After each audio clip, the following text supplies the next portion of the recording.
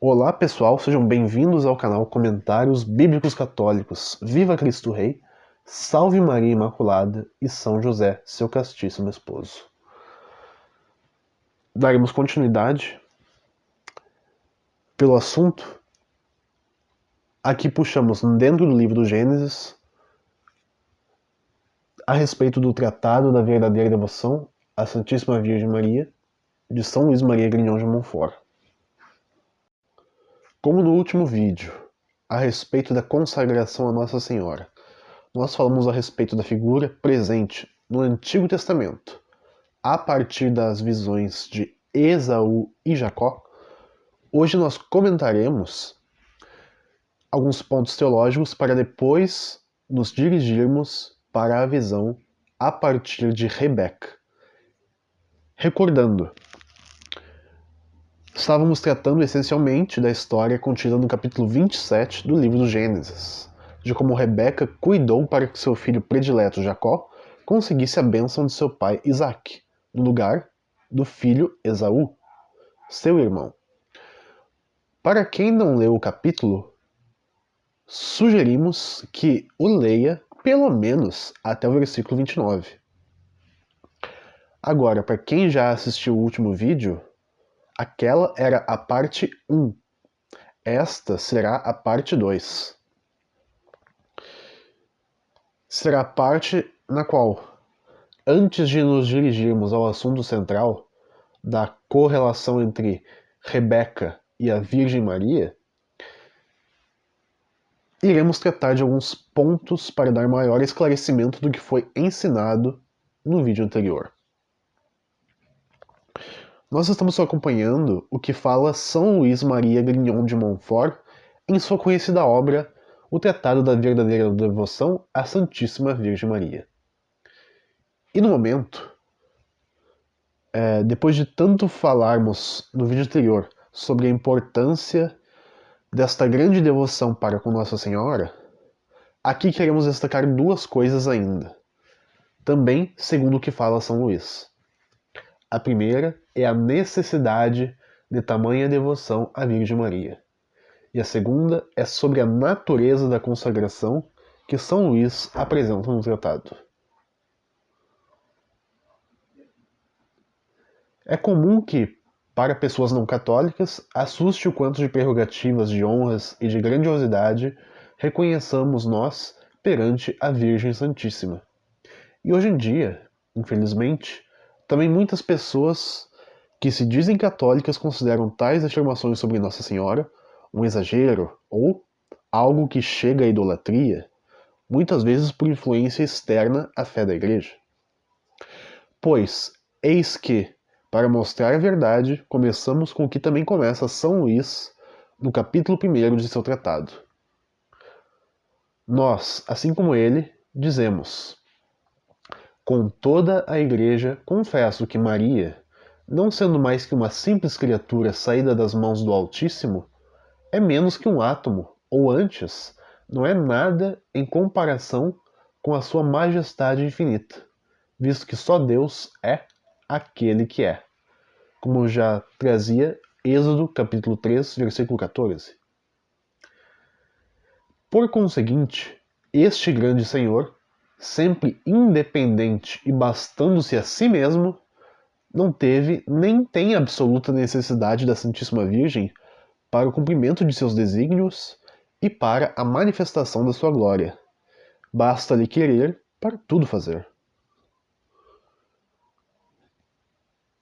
E, sabendo de tudo isso, que Maria, diante de Deus, é ínfima, podemos dar continuidade a partir do próprio desígnio do mesmo Deus, o qual encontramos dentro de sua criação.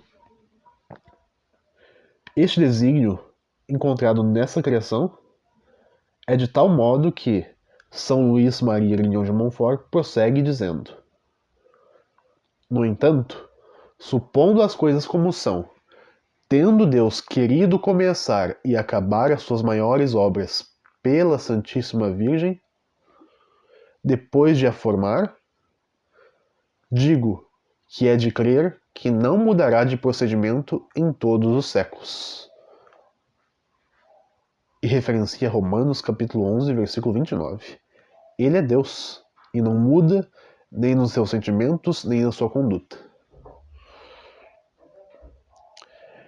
E ao falar isso, São Luís elenca com respectivamente, ou melhor, São Luís elenca como, respectivamente, Deus Pai, Deus Filho e Deus Espírito Santo se serviram de Maria para sua obra. Deus Pai não deu ao mundo o seu Filho unigênito senão por Maria. Por mais ardentes que fossem os suspiros dos patriarcas e as súplicas que durante 4.000 anos lhe fizeram os profetas e os santos da antiga lei, para obterem esse tesouro, só Maria o mereceu. Só ela encontrou graça diante de Deus pela força de suas orações e pela grandeza das suas virtudes. Diz Santo Agostinho que, não sendo o mundo digno de receber o Filho de Deus diretamente das mãos do Pai, este o deu a Maria para que os homens o recebessem por ela.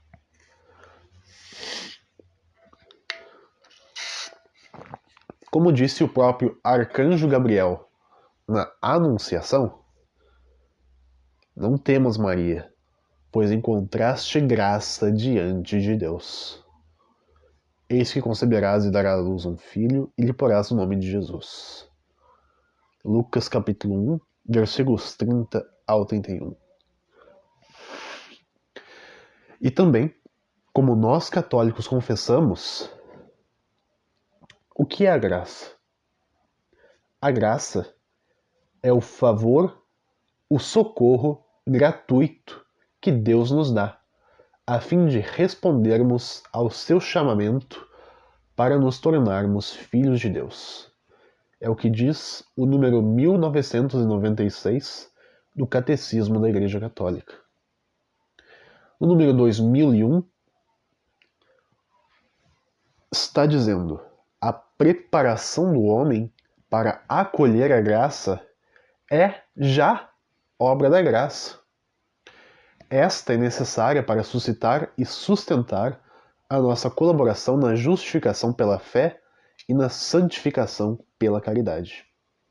E em seguida fala, citando Santo Agostinho de Hipona, que Deus acaba em nós o que ele começou, porque é ele próprio que começa, fazendo com que queiramos, e é ele que acaba cooperando com aqueles que assim querem. Também, o número 2002,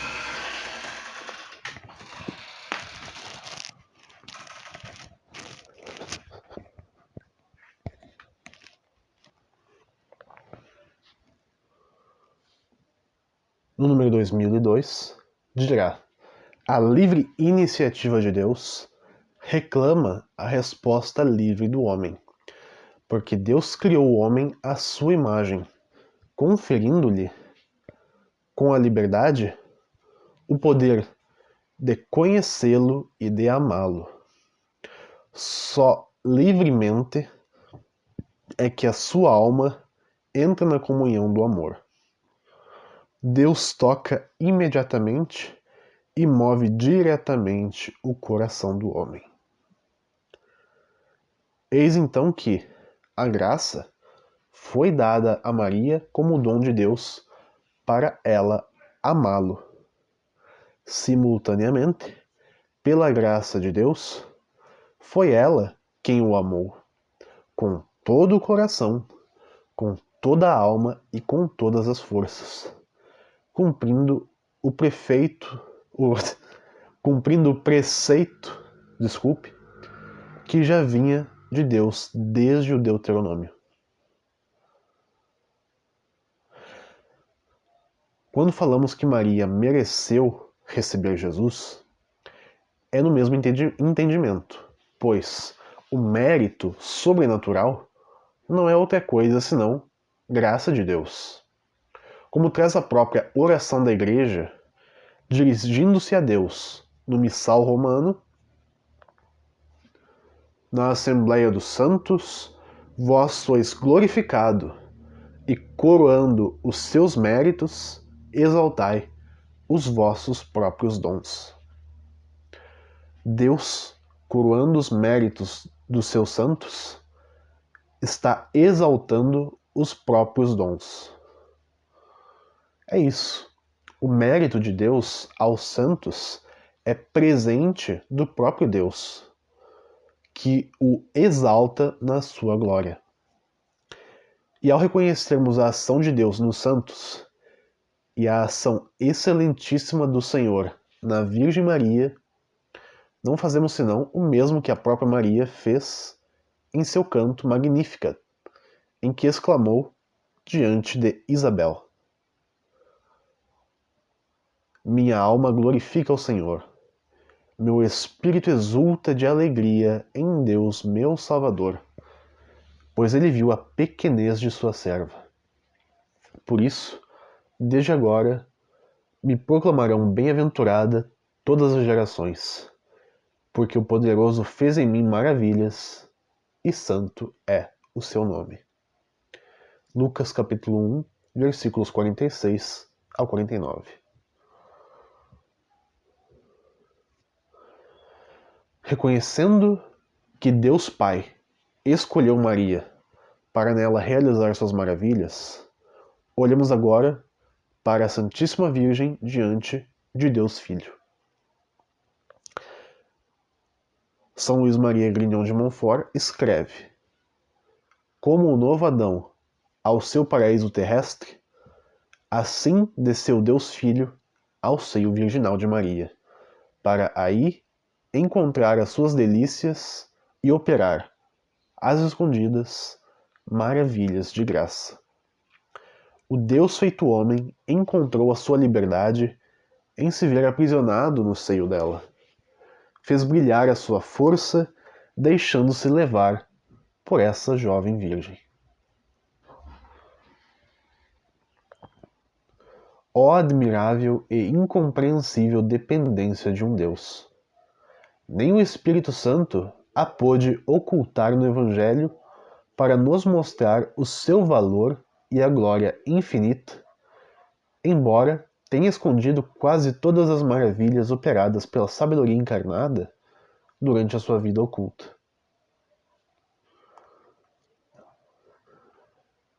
Jesus Cristo deu mais glória a Deus, Pai, pela sua submissão a Maria durante 30 anos, do que lhe teria dado se convertesse toda a terra, operando os maiores prodígios, o quão alta... Desculpe, me interrompi. Do que se tivesse convertido toda a terra, operando os maiores prodígios. Ó, quão altamente glorificamos a Deus quando nos submetemos para lhe agradar à Virgem Santíssima, a exemplo de Jesus Cristo, nosso único modelo. E, depois desse escrito de São Luís, destacamos que, quando nós falamos da submissão e dependência que Jesus, Deus Filho, teve de Maria, isso se deu justamente porque assim ele o quis. Ele, livremente, se submeteu à Virgem, tal como diz São Luís em outra parte do tratado. Honrar e imitar a inefável dependência que o Filho de Deus quis ter de Maria para a glória de seu Pai e para a salvação nossa.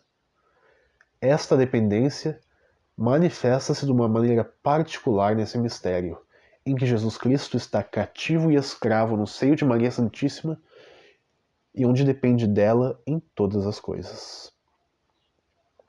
E terminando, a respeito de Deus Filho, se examinarmos de perto o resto da vida de Jesus, veremos que ele quis iniciar os seus milagres por Maria.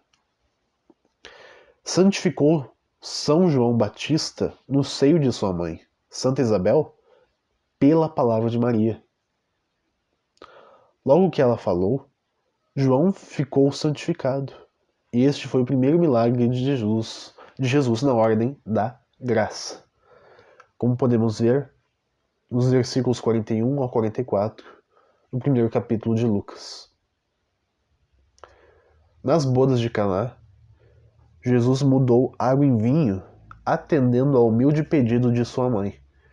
E este foi o seu primeiro milagre na ordem natural. Como podemos checar nos versículos 1 ao 11 do capítulo 2 de João. Jesus começou e continuou os seus milagres por Maria, e por ela os continuará até o fim dos séculos. Agora, quanto a Deus Espírito Santo e a Virgem Maria, primeiro lembremos como são as pessoas divinas da Trindade. Nós confessamos com fé divina e católica que o Pai gera o Filho desde toda a eternidade. E ambos são Deus por inteiro. E o Pai e o Filho fazem proceder de si como de um só princípio, e desde toda a eternidade a pessoa do Espírito Santo, que também é Deus por inteiro. Dado isso, São Luís fala: sendo o Espírito Santo estéril em Deus, isto é, não produzindo nenhuma outra pessoa divina, tornou-se fecundo por Maria, a quem desposou. Foi com ela e nela e dela que formou a sua obra-prima, um Deus feito homem, e que forma todos os dias, até o fim dos séculos, os predestinados e os membros do corpo que tem por cabeça o adorável Jesus. É por isso que, quanto mais numa alma o Espírito Santo encontra Maria, sua amada e inseparável esposa, tanto mais operante e poderoso se torna para produzir Jesus Cristo nessa alma e essa alma em Jesus Cristo.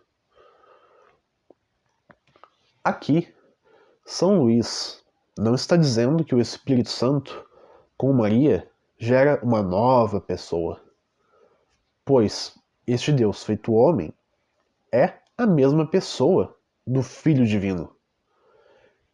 E também não está dizendo que o Espírito Santo precisasse absolutamente de Maria para gerar Jesus Cristo em sua humanidade. Mas sim, São Luís está dizendo que o Espírito Santo quis se utilizar da Virgem Maria para tal tarefa. Vejamos o que diz o Catecismo nos números 723 e 724. Em Maria, o Espírito Santo realiza o desígnio benevolente do Pai. É pelo Espírito Santo que a Virgem concebe e dá à luz o Filho de Deus.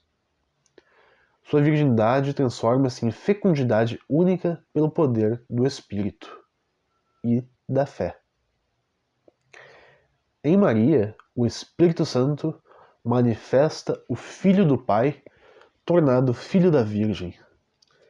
Ele, ou melhor, ela é a sarça ardente da teofania definitiva.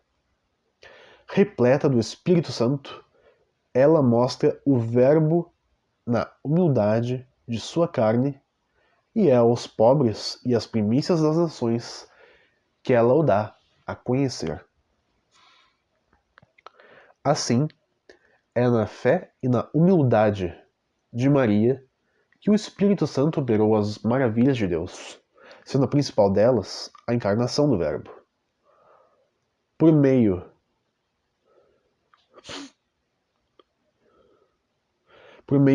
desculpe.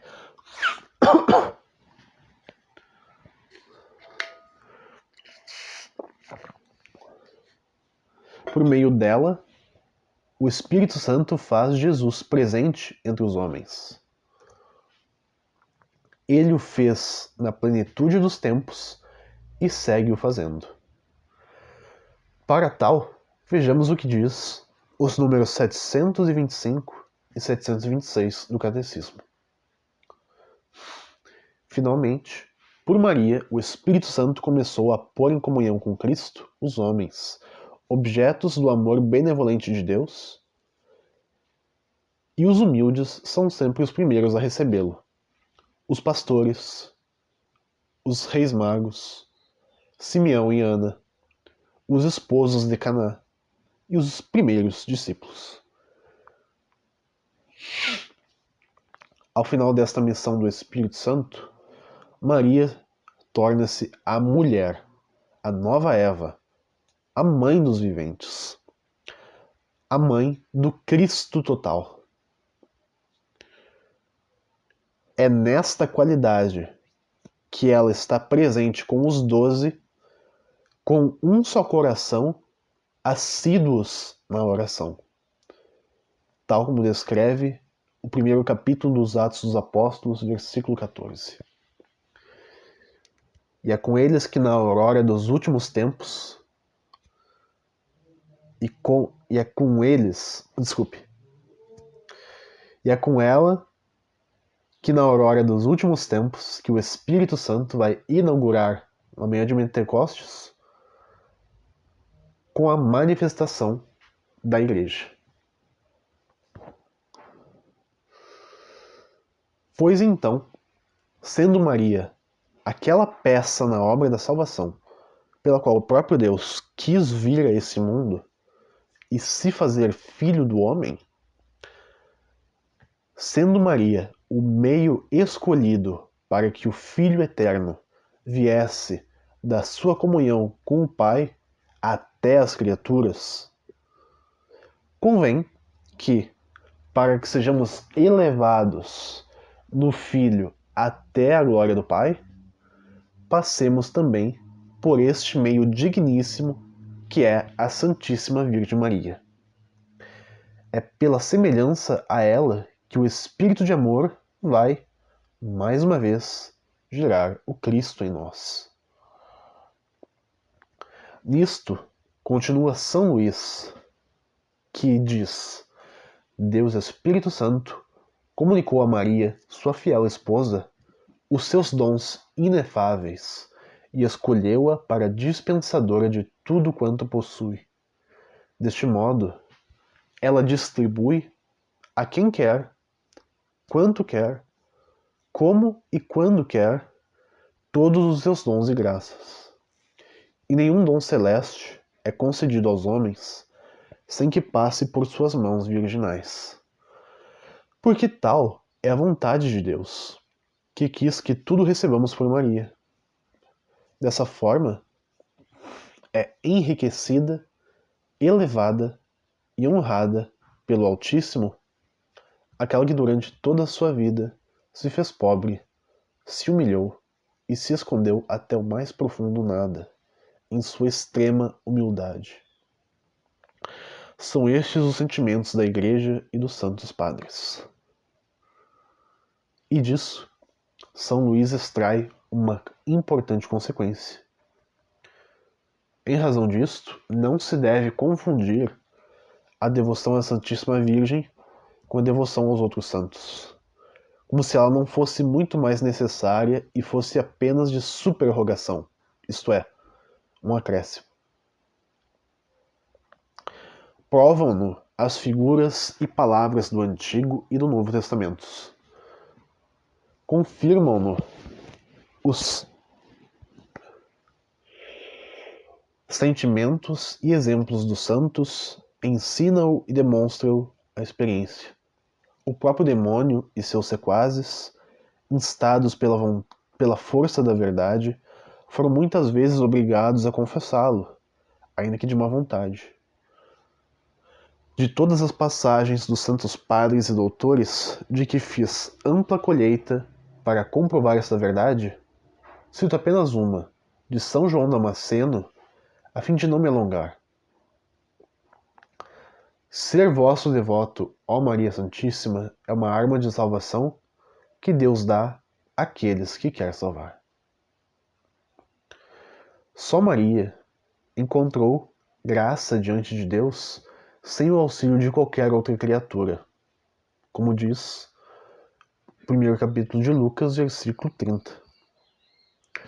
Todos os que acharam graça diante de Deus desde então, só por seu intermédio a encontraram, e também só por ela a encontrarão todos os que ainda hão de vir. Maria estava cheia de graça ao ser saudada pelo arcanjo São Gabriel, e recebeu uma plenitude superabundante de graça quando o Espírito Santo a cobriu com sua sombra inefável, como descreve o versículo 35 do primeiro capítulo de Lucas. De tal modo, essa dupla plenitude foi aumentando dia a dia, momento a momento, e sua alma atingiu um imenso grau inconcebível de graça. Por isso, o Altíssimo a fez única tesoureira de seus tesouros e única dispensadora das suas graças, para que ela enobrecer, elevar e enriquecer a quem lhe aprouver, possa fazer entrar no caminho estreito do céu quem ela quiser.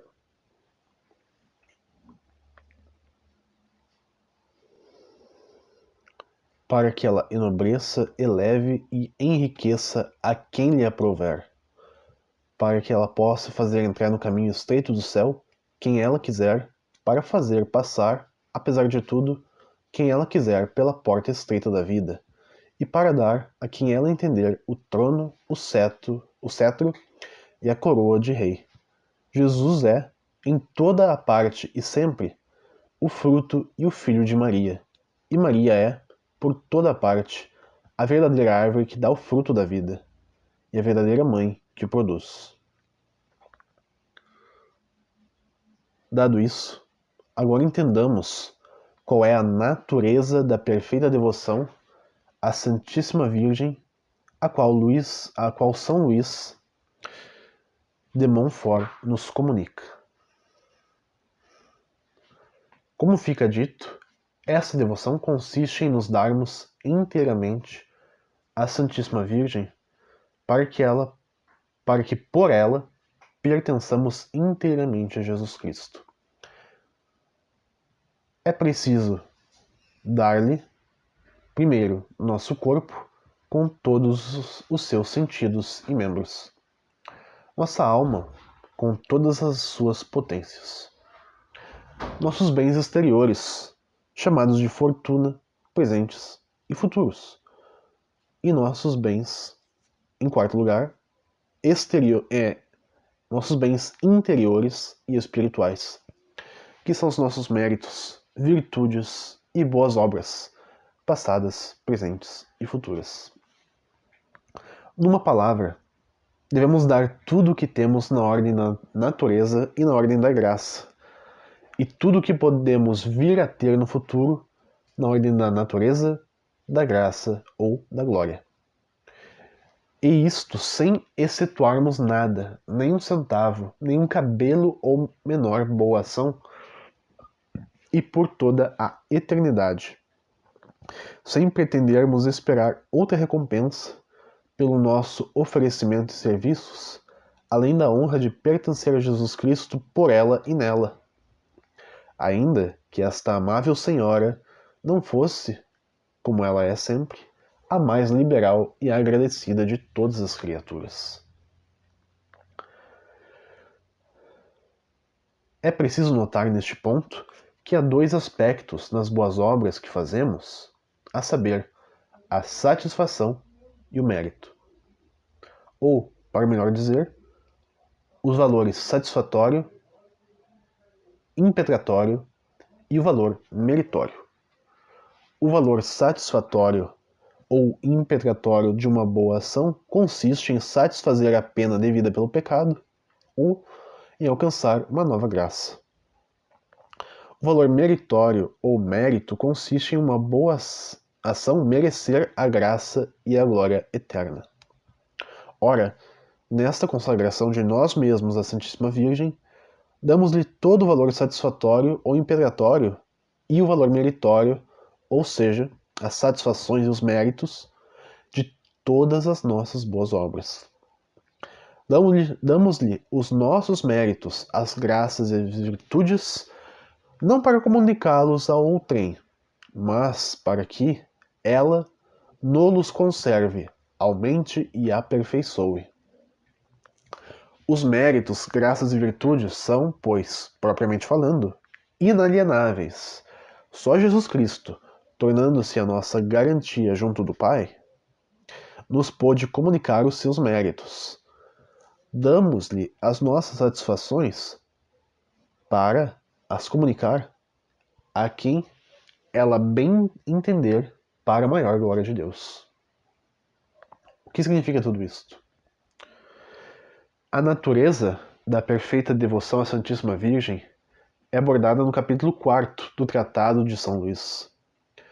Quem for fazer a tal consagração a Nossa Senhora deve lê-lo.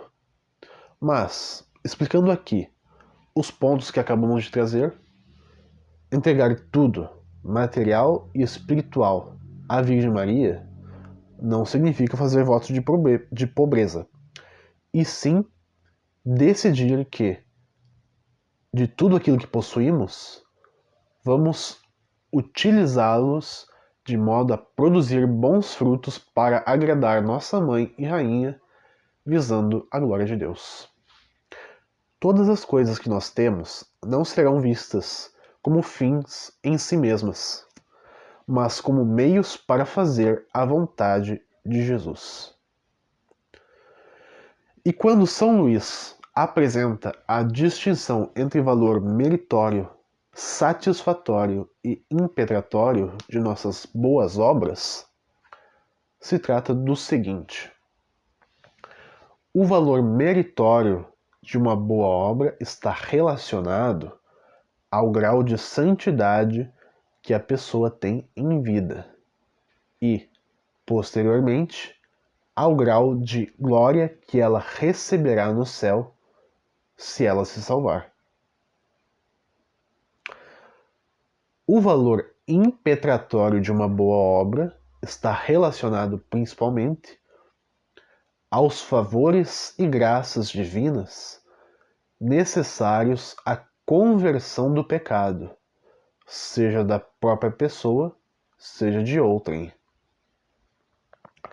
E o valor satisfatório de uma boa obra é relacionado à expiação pelas penas temporais, ou seja, a reparar as consequências negativas que adquirimos pelos nossos pecados. O elemento da expiação é necessário, porque o elemento da expiação é necessário. Não porque Cristo já não tenha expiado nossos pecados no madeiro da cruz. Ele o fez.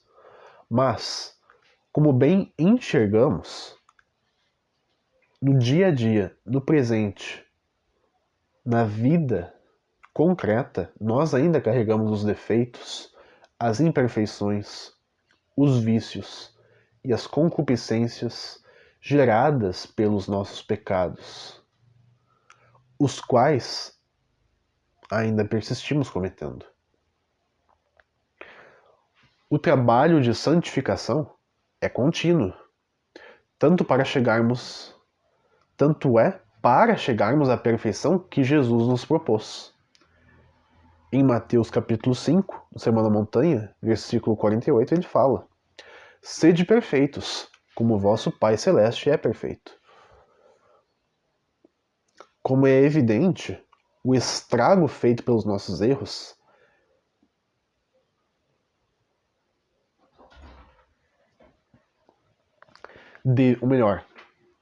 devido ao estrago evidente dos nossos erros, também deve ser feita por nós, a partir de Cristo, a devida expiação, a devida reparação. Todos esses valores elencados, meritório, satisfatório, impetratório, pressupõem a comunhão com Cristo e advém do valor conquistado pelo sacrifício de Jesus na cruz. E unidos a Cristo, vamos participando de seus méritos com as boas obras que fazemos movidos pelo Espírito Santo. Como disse São Paulo na carta aos Colossenses, agora me alegro nos sofrimentos suportados por vós. O que falta às tribulações de Cristo, completo na minha carne, por seu corpo, que é a Igreja. E só são boas obras neste sentido, e assim que aquelas que rendem méritos sobrenaturais, as obras daqueles que estão em estado de graça. O valor meritório que conquisto unido à Igreja é intransferível. Nossa Senhora, aos seus consagrados, vai cuidar dele para mim, a fim de que ele seja conservado das minhas inconstâncias e das minhas imperfeições usuais, e para que ela possa fazer frutificar. Já os valores satisfatório e impetratório que conquisto com a Igreja, Nossa Senhora vai destiná-los a quem melhor lhe aprouver.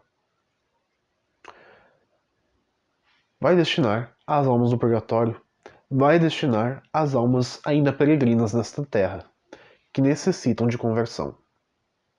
Ela bem sabe quem mais necessita do socorro de Deus e quer usar os nossos tesouros para socorrer tais almas.